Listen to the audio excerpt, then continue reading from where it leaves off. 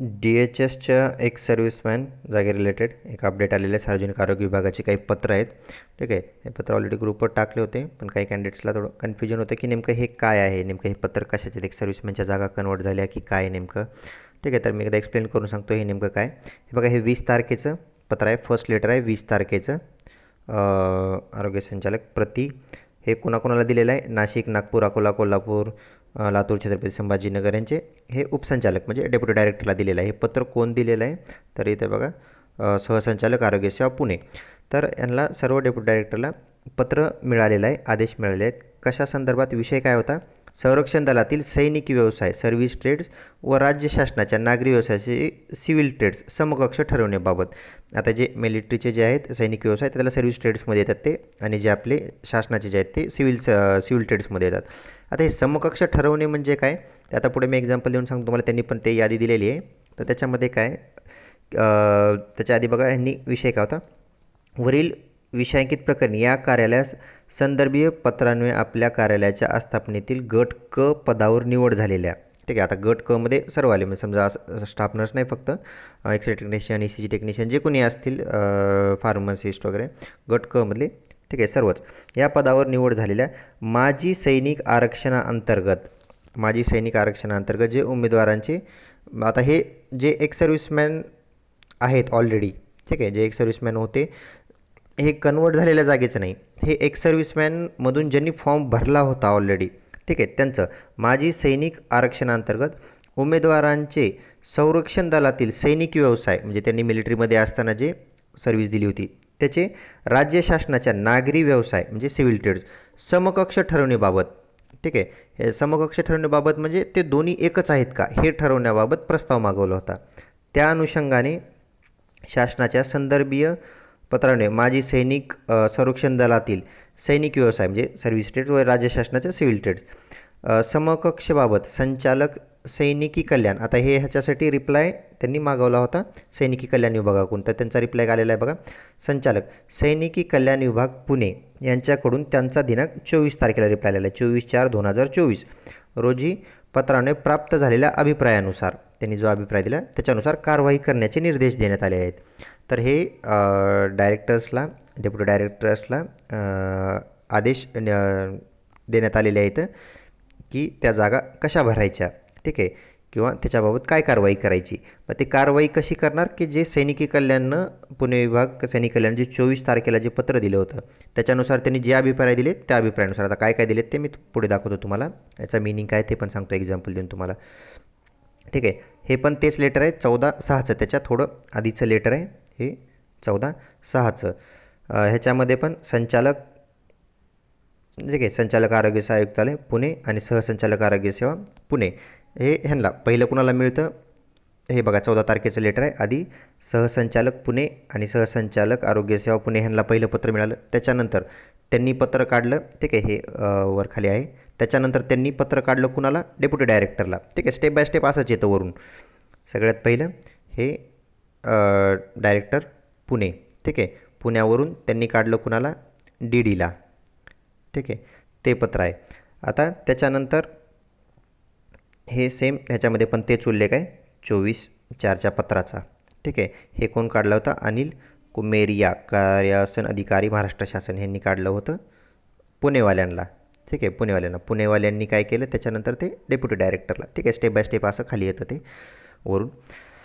तर नेमकं आता हे काय आहे, ह्याच्यामध्ये काय मागील तर त्यांनी, आता त्याच्या आधीचं बघा हे पत्र आहे 22 एप्रिल 2024चं. प्रति संचालक हे सैनिकी कल्याण विभागाला, संचालक सैनिकी कल्याण विभाग महाराष्ट्र राज्य, रायगड इमारत, राष्ट्रीय युद्ध स्मारकासमोर घोरपडी पुणे. विषय काय होता, माजी सैनिकाच्या संरक्षण दलातील व्यवसाय सर्व्हिस ट्रेड्स व नागरी सेवेतील व्यवसाय सिव्हिल ट्रेड यांच्या समकक्षबाबत मार्गदर्शन करण्याबाबत. ठीक आहे, आता हे खूप मोठं पत्र आहे. याच्यामध्ये मी तुम्हाला आता डायरेक्ट एक्झाम्पल हे इथं खाली दिलेलं आहे. ठीक आहे, हे मतलब फापट पसारा द्या सोडून, ह्याचं काही घेणं नाही. डायरेक्ट मी सांगतो तुम्हाला की नेमकं काय आहे.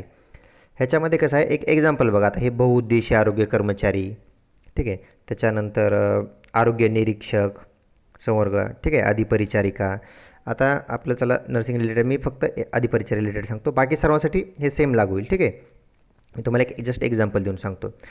तर हे काय झालेलं आहे की DHSने ज्यावेळेस वॅकेन्सी काढली त्यावेळेस त्यांनी जे क्रायटेरिया दिला होता, इलिजिबिलिटी क्रायटेरिया, ठीक आहे, इलिजिबिलिटीचा जो क्रायटेरिया दिला होता की या पोस्टसाठी काय क्वालिफिकेशन पाहिजे, ठीक आहे, तर त्याच्या संदर्भात हे बघा, हे पोस्ट वाचावरचं, संरक्षण दलातील सैनिक व्यवसाय किंवा पदवी आणि सेवा प्रवेश नियमानुसार आवश्यक शैक्षणिक अर्हता.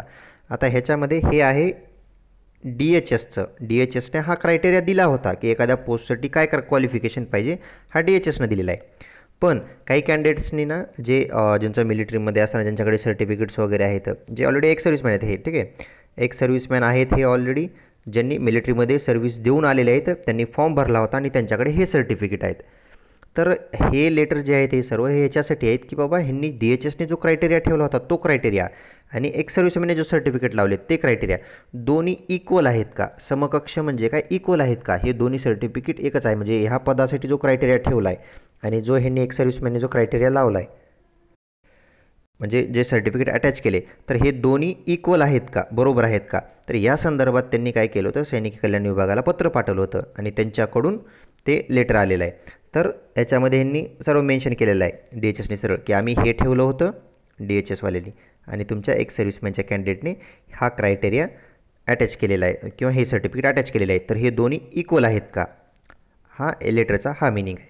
ठीक आहे. आता हे बहुउद्देशीय कर्मचारी त्याच्यासाठी त्यांनी DHSनं हा क्रायटेरिया ठेवला होता. तर काही कॅन्डिडेट्सने काय केले, हे वाले सर्टिफिकेट जोडले, काही जणांनी हे जोडले, काही जणांनी हे जोडले. तर जे काही असतील तर त्यांनी हे मागितले अभिप्राय की बाबा हे दोन्ही इक्वल आहेत का ते सांगा. ठीक आहे. जसं एक्झाम्पल आता आपण नर्सिंगचं बघू, अधिपरिचारिका. DHSनं काय ठेवलं होतं, म्हणजे जसं basic bachelors of science nursing degree और GNM. ठीक आहे, general nursing and midwifery diploma for recognise institute, म्हणजे एकतर BSc किंवा GNM असा DHSनं क्रायटेरिया ठेवला होता. हा DHSचा क्रायटेरिया आहे राईट साईडचा. तर काही कॅन्डिडेट्सनी जे ओके, हा आहे क्रायटेरिया DHSचा. तर कॅन्डिडेट्सनी काय जोडलेलं आहे, भारतीय स्थल सेना अंतर्गत, ठीक आहे, general nursing medical and surgical of technical proficiency प्रमाणपत्र, त्यांच्याकडे हे वालं सर्टिफिकेट आहे. तर हे दोन्ही इक्वल आहे का, तर आम्ही ह्यांना ह्या क्वालिफिकेशनवरती जॉब देऊ शकतो का, असं त्यांनी त्याच डिपार्टमेंटला परत अभिप्राय मागवला होता. हे वेगवेगळ्या पोस्टसाठी, आता हे बघा एक्सरेसाठी, ठीक आहे, एक्सरे ह्यांच्यासाठी आहे. तर मी आता नर्सिंगचं सांगतो आहे फक्त तुम्हाला, ठीक आहे. तर त्याच्या संदर्भात त्यांनी क्रायटेरिया मागवला होता. तर त्यांनी हे सोबत असं इतकं मोठं, ठीक आहे, तुम्ही वाचू शकता वेगळ्या क्रायटेरियाचं, मी तुम्हाला फक्त नर्सिंगचं दाखवतो. तर हे त्यांनी अटॅच करून दिलेलं आहे सोबत की नेमकं देऊ शकतो का नाही, क्वालिफिकेशन क्रायटेरिया काय आहे. ठीक आहे. आता हे थोडं रोटेट करतो, एक सेकंड. ओके, तर हा क्रायटेरिया ह्याच्यामध्ये वेगवेगळ्या पोस्टसाठी. चला मी फक्त सर्व पदांसाठी मी नर्सिंगचं सांगतो आहे, बाकी अदर कॅडरची कोणी असली तर त्यांनी त्या कॅडरचं, हे बघा इथे मेन्शन आहे, त्यांनी बघून घ्या. मी स्टाफ नर्सचं सांगतो फक्त, ठीक आहे. चला, अधिपरिचारिका संवर्ग, भारतीय स्थल सेना अंतर्गत general nursing medical and surgical of technical proficiency, हे त्यांनी लावलेलं सर्टिफिकेट आहे. ठीक आहे. DHSनं आता मी तुम्हाला दाखवलं वरी त्यांनी काय सांगितलं होतं की GNM किंवा BSc और GNM हा क्रायटेरिया त्यांनी ठेवलेला होता. ज्यांनी एक सर्व्हिसमॅनवाल्यांनी काय केलं, हे सर्टिफिकेट जोडले. तर त्याच्यावर त्यांचा अभिप्राय काय आला आहे, आता पुढे बघा त्यांचा अभिप्राय काय आलेला आहे. त्यांनी काय सांगितले, अनुक्रमांक 1 मधील अभिप्राय लागू आहे. ठीक आहे, अनुक्रमांक 1 मधील अभिप्राय लागू आहे व भारतीय सेना चिकित्सा कोरमधील, म्हणजे नर्सिंग असिस्टंट, आता त्याच्या मिलिटरीमधील नर्सिंग असिस्टंट किंवा डेंटल ऑपरेटिंग रूम असिस्टंट किंवा डेंटल हायजिनिस्ट किंवा डेंटल मेकॅनिक्स किंवा सायकॅट्रिक नर्सिंग, त्याच्यानंतर x-ray assistant, blood transfusion assistant, lab assistant, special treatment assistant, x-ray झाला, आणि रेडिओग्राफी, ठीक, आपलं रेडिओग्राफर ETC, म्हणजे हे जेवढे ह्यांनी इथं नावं दिलेत ना, हे इतके. चला, ही पदे नागरी सेवेतील स्टाफ नर्स अधिपरिचारिका या पदासाठी पात्र आहेत. ठीक आहे. तर मिलिटरीवाले थोडं आहे त्यांचं, ते त्यांच्या लोकांसाठी करतातच. ठीक आहे.